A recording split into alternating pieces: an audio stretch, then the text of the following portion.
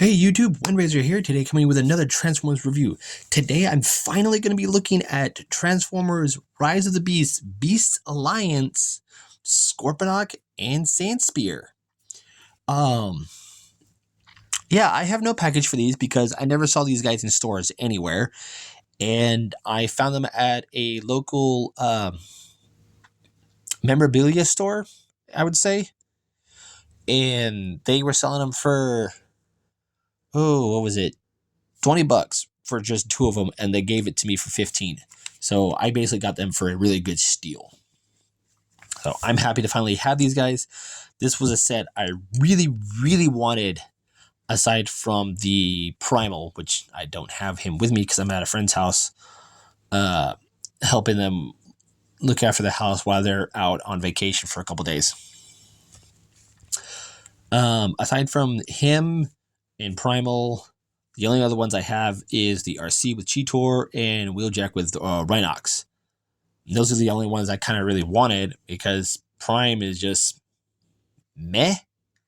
I mean, I do have Chainclaw. Like I said in my Primal review, I found that thing in the parking lot. But to find this as is, loose and complete, oh, I'm so happy.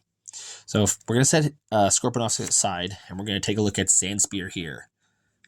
And he's a cute little scorpion. I do like him. Get a look close up of that face. Very nice. Got the four eyes there painted in orange. He's got nice silver down the center of his body. Nice detail on him. Very nice. Especially with the mechanical bits and the organic bits. Especially in the legs and the claws. Now his claws remind me of the Transmetal 2 Scorpinok from the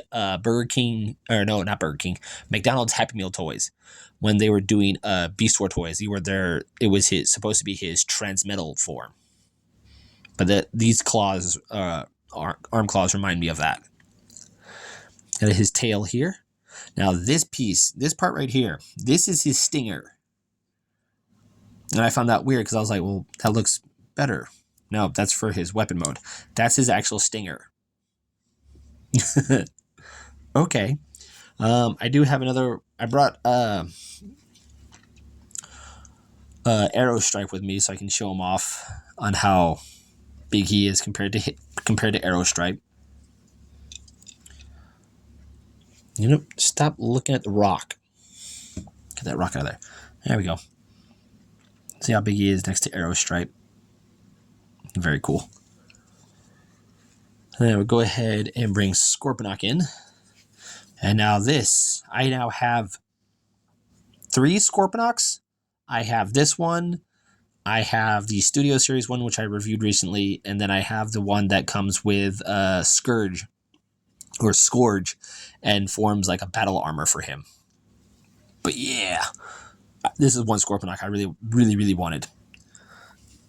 Because in my Scourge and Scorpinok battle armor set and my Studio Series, all 3 of them have this turbine bit.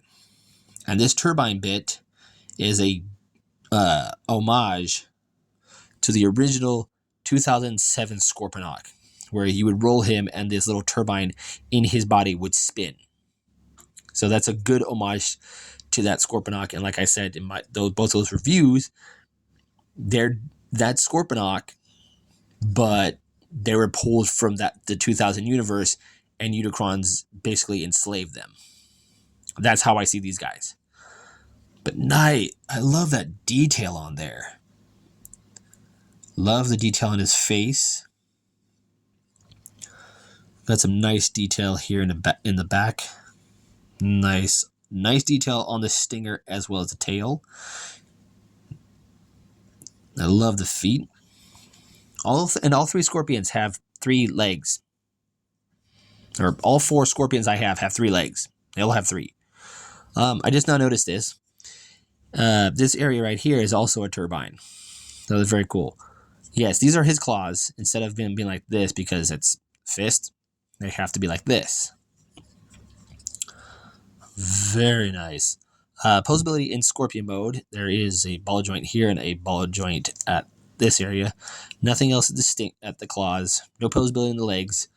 The tail has 2 points of articulation here and here.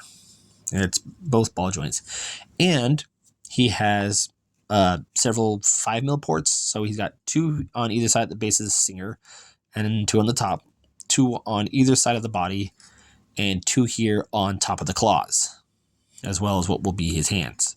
So if you have, just like Primal, if you have a lot of the weaponized animal weapons, you can peg them all over him. So let's go ahead and get into their transformation. So first we're going to take Sandspear here because he does form his weapon. Fold that tail down, flip the blade out, come here to the other side. Now the instructions say to fold the claws back. I don't like to do that. What I like to do is, once you fold this out, bring the claw in, rotate it, and then lay it down.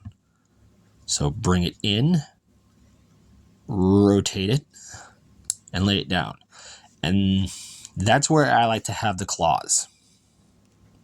So there we have his little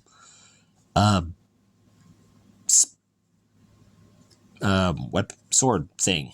Yeah, okay. Now for Scorpinok. I'm going to go ahead and take the stinger here and pull it out.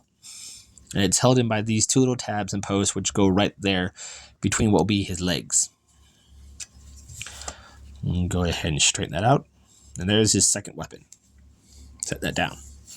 I'm going to go ahead and take the back part here, swing it back. And it's on 2 joints. So you have the ball joint here, and then you have this, where this pin is, a secondary joint. And that's the piece that you want him to stand up on. Go ahead and spread the legs out.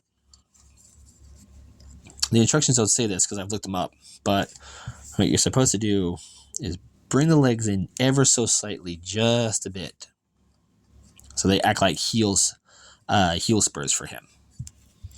Go ahead and bring the arms down, rotate at the elbow, bring the shoulder pad up, and do the same on the other side. Down, rotate, shoulder pad up. Take this piece, fold it back, and then rotate his head. And there we have Scorpinok in his robot mode. And it's not a bad looking robot mode. I do like it. I very much like it. I wish there was detail here, paint here on the hands, as well as this little turbine piece for his wrists. But otherwise, it's a nice looking Scorpinok. I'm going to take a close look up at him. Let me get these off before they start focusing on that. Nicely done. Nicely detailed. I like the detail here in the chest with the brown and silver for the chest piece. Nice mechanical silver. Got a Predacon symbol right there, front and center. I do like his head sculpt. If it wants to focus, there we go. It's an interesting head sculpt. He's got antenna here, or what would be the scorpion's mandibles. But if you look at this eye right here, it's almost like a compound eye, like bug-like. It's got a nice chin. Got some nice detail on the arms, as well as the shoulder pads. Very nice. Posability on him. The head is on his swivel. Ball joint at the shoulder. These will move. They're basically friction held on. So once the shoulder moves and these go up, they'll move down with it. Ball joint at the elbow. Nothing at the wrist. No waist. There's a ball joint at the hip. Ball joint at the knee, as well as that secondary hinge to fling it all the way back. And then nothing at the feet. Here he is next to my core class RC from the Rise of the Beast movie.